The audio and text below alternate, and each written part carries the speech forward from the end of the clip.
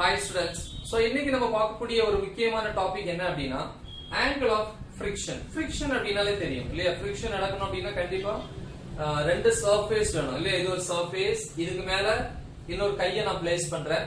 அப்ப இந்த ரெண்டு ஆப்ஜெக்ட்டுக்கு இடையில அந்த மூவ்மெண்ட்னால என்ன உருவாகுது? அந்த friction உருவாகுது. Okay, good. சோ அந்த ரெண்டு சர்ஃபேஸ் வேணும்.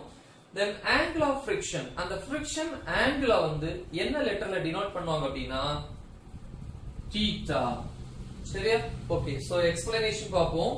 சோ ரெண்டு சர்ஃபேஸ் வேணும் இல்லையா ஃபிரிக்ஷனுக்கு. அப்ப ஃபர்ஸ்ட் ஒரு சர்ஃபேஸ் இல்லையா, ஃபிளாட் சர்ஃபேஸ் வேணும். இது வந்து கிளாஸ் பீஸோட சர்ஃபேஸ்னு வெச்சுக்கலாம், ஸ்மூத்தி சர்ஃபேஸ் வாட்டர் மேபி. இதுக்கு மேல என்ன பண்ற அப்படினா இன்னொரு ஆப்ஜெக்ட்ட பிளேஸ் பண்ற, அதுவும் கிளாஸ்னு வெச்சுக்கோங்களேன். அப்ப ஃபிரிக்ஷன் எதுக்கு இடையில நடக்குது? ஒரு ஆப்ஜெக்ட்டோட கிளாஸோட சர்ஃபேஸ்க்கும் இன்னொரு கிளாஸ் ஆப்ஜெக்ட்டோட சர்ஃபேஸ்க்கு இன் பிட்வீன் தான் ஃபிரிக்ஷன் நடக்குது. ஓகே, எனிவே ஸ்டார்டிங்ல இந்த ஆப்ஜெக்ட் ரெஸ்ட்ல தான் வச்சிருக்கேன். அப்ப கண்டிப்பா இந்த ஆப்ஜெக்ட்டுக்கு மாஸ் இருந்துச்சு அப்படினா கிராவிட்டி அது மேல ஆக்ட் ஆகும். அப்ப கண்டிப்பா இதோட வெயிட், ஒரு ஆப்ஜெக்ட் நல்ல வெயிட்டான ஒரு ஆப்ஜெக்ட்ட ஒரு சர்ஃபேஸ் மேல வச்சா என்ன ஆகும்? அந்த ஆப்ஜெக்ட்டோட வெயிட் வந்து எப்படி இறங்கும்? டவுன்வர்ட் டைரக்ஷன்ல இல்லையா? சோ இப்படி வெயிட்க்கு என்ன formula? mg, w is equal to mg. அதான் கிராவிடேஷனல் ஃபோர்ஸ் டவுன்வர்ட்ஸ். ஆனா அதே நேரத்துல இதோட வெயிட்னால இந்த சர்ஃபேஸ்ல இருந்து இந்த ஆப்ஜெக்ட்ட நோக்கி ஒரு ஃபோர்ஸ் வந்து ப்ரொவைட் பண்ணும். சோ அதுதான் பெர்பெண்டிகுலர் ஃபோர்ஸ், நார்மல் ஃபோர்ஸ். இந்த ரெண்டு ஃபோர்ஸுமே எப்படி இருக்கும்? ஈக்குவலா இருக்கும் இல்லையா? இப்ப இந்த கையை பாருங்க, இது ஒரு ஆப்ஜெக்ட் வெச்சுப்போம், இல்ல இது ஒரு ஆப்ஜெக்ட், இது ஒரு சர்ஃபேஸ். எந்த அளவுக்கு கீழே நான் பிரஸ் பண்றேனோ அதே அளவுக்கு இந்த கையில இருந்து ஒரு ஃபோர்ஸ் வந்து இந்த ஆப்ஜெக்ட்டுக்கு அப்வர்ட் டைரக்ஷன்ல வந்து ஆக்ட் ஆகும் இல்லையா? சோ அப்ப இந்த ரெண்டு ஃபோர்ஸுமே ஈக்குவலா இருக்கு. அப்ப இது நார்மலா இருக்கக்கூடிய நேச்சுரல் ஃபோர்ஸ், அதனால இது ரியல் ஃபோர்ஸ்னு சொல்லுவாங்க. இதனால ப்ரொவைட் ஆன அல்லது ப்ரொடியூஸ் ஆன ஃபோர்ஸ் தான் நார்மல் ஃபோர்ஸ், இது ரியாக்ஷன் ஃபோர்ஸ். சரி, இப்போ என்ன பண்றேன் அப்படின்னா ஒரு எக்ஸ்டர்னல் ஃபோர்ஸை கொடுக்குறேன். எந்த சைடு? Right side. இந்த ஆப்ஜெக்ட்டுக்கு கொடுக்குறேன். அப்ப என்ன ஆகலன்னா இந்த பிளாக் வந்து மூவ் ஆகல அப்படின்னு என்ன அர்த்தம் தெரியுமா? எக்ஸ்டர்னல் ஃபோர்ஸ் கொடுத்து மூவ் ஆகல அப்படின்னா வேற ஏதோ ஒரு ஃபோர்ஸ் இதோட மூவ்மெண்ட்டை வந்து ரெசிஸ்ட் பண்ணுது, தடுக்குது. அது என்ன ஃபோர்ஸ் அப்படின்னா இந்த ஆப்ஜெக்ட்டோட சர்ஃபேஸ்க்கும் இதுக்கு இடையில உருவாகக்கூடிய ஃபிரிக்ஷனல் ஃபோர்ஸ்.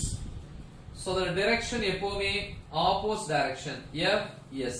ஃபிரிக்ஷனல் ஃபோர்ஸ் எப்பவுமே இந்த ஆப்ஜெக்ட்டோட மூவ்மெண்ட்டை வந்து ஸ்டாப் பண்ணும். எப்ப ஸ்டாப் பண்ணும் அப்படின்னா அப்ளை பண்ணக்கூடிய ஃபோர்ஸும் இந்த ரெண்டுக்கு இடையில உருவாகக்கூடிய ஃபிரிக்ஷனல் ஃபோர்ஸும் இல்லையா, ஃபிரிக்ஷனல் ஃபோர்ஸும் ஈக்குவலா இருந்துச்சு அப்படின்னா மூவ் ஆகாது.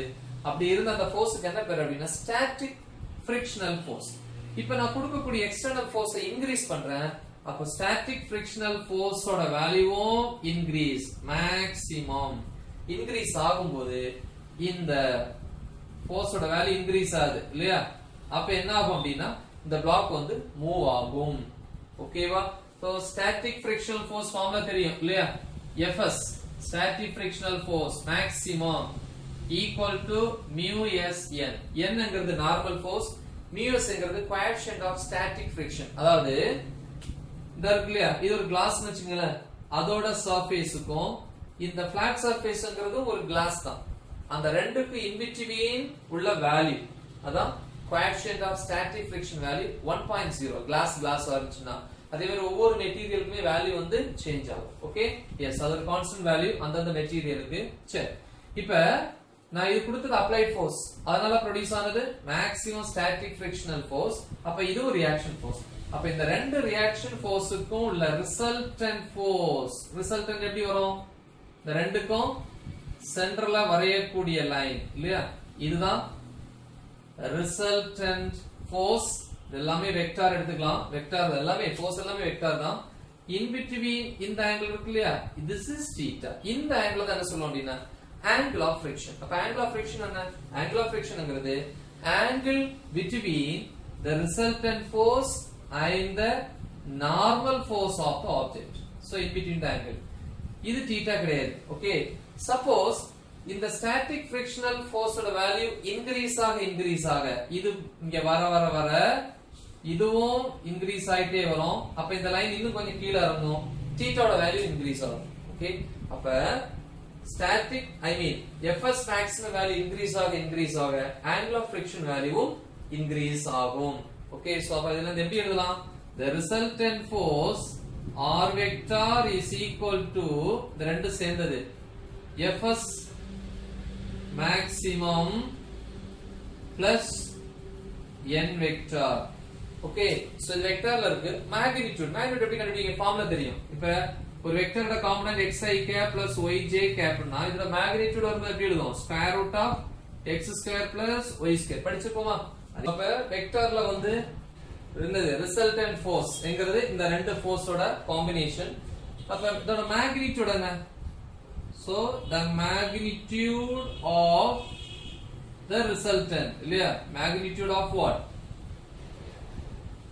resultant என்னது r is equal to formula என்னது square root of fs maximum the whole square plus n square. சரியா? okay so next step from this tan theta is equal to வேணா இது parallelogram மாதிரி மேக் பண்ணிக்கலாம் இல்ல இதுல இருந்து ட்ரையாங்கிள்ல இருந்து கூட நம்ம எடுத்துக்கலாம் இல்லையா. tan theta is equal to என்னது opposite side by adjacent side which is equal to opposite side இதுக்கு ஆப்போசிட் இது இல்லையா. இது fs maximum அப்படினா இது என்னதான் the same fs maximum ஏனா ஒரே axis. Okay so opposite sides equal தானே. அப்ப ஆப்போசிட் அப்படினா fs maximum by adjacentங்கிறது இது அதான் normal force n tan theta is equal to so this is equation number 1 இல்ல அப்படினா இது equation number 1 இது equation number 2 ன்னு எடுத்துக்கலாம். சரியா? then எப்ப static frictional force I mean maximum static frictional value mu s into n. இப்ப glass இது ரெண்டுமே glass இருந்துச்சு அப்படினா in between the coefficient of static friction value 0 1.0 இல்லையா. இது நார்மல் ஃபோர்ஸ். இது ரெண்டே மல்டிப்ளை பண்ணி வரக்கூடிய வேல்யூவும் இதுவும் ஈக்குவலா இருந்துச்சு அப்படினா இந்த பிளாக் வந்து என்ன ஆகும் அப்படினா மூவ் ஆகும் இல்லையா. சோ அப்ப எழுதலாம் when fs maximum equal to mu s n இருந்துச்சு அப்படினா the block start to slide இல்லையா. சோ நகர ஆரம்பிக்கும். எனவே fs maximum is equal to mu s n இந்த ஃபார்முலா ஏற்கனவே படிச்சிருப்போம். அப்ப from this we can write என்னது இதே ஃபார்மட் மாத்துவோம் n is equal to fs maximum by mu s அல்லனா mu s இங்க இருக்கட்டும் mu s இங்க n.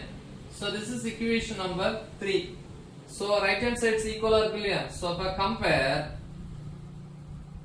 2 and 3 அப்ப right hand side is equal so அப்ப left hand side is equal ஆ இருக்கும். tan theta is equal to mu s. so அவ்வளவுதான். அப்ப என்ன தெரியுது tangent of the angle of friction is equal to what coefficient of static friction.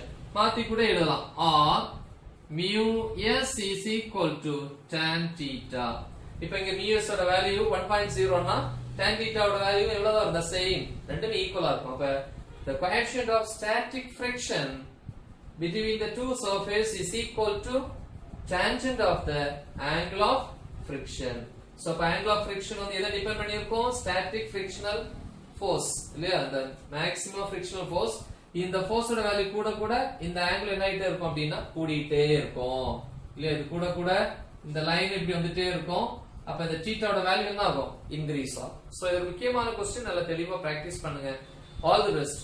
Thank you.